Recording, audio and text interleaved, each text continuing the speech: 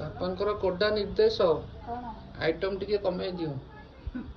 ଯାହା ଏ ଗ୍ୟାସଟା ସରିଗଲା ପରେ ତାପରେ ଆମର ପୁରା ଠିପି ଜାମ୍। କିଛି ନାହିଁ, ଆସୁନ ଦେଖିବ।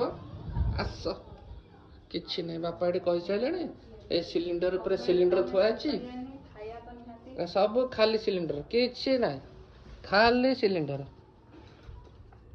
ଗ୍ୟାସ ନାହିଁ। ଆଉ ଭର୍ତ୍ତି କରିକି ଆଣୁନ। ଭର୍ତ୍ତି କରିବି କଣ ତାପରେ ବସିକି?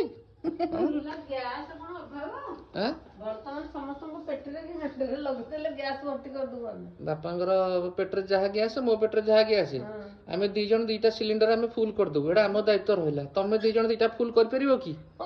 କରିପାରିବ? ମୁଁ କରିଦେବି ଗୋଟେ। ବାପା ତ ପାରିବେ, ପାରିବେ? କରିଦେବା ତ?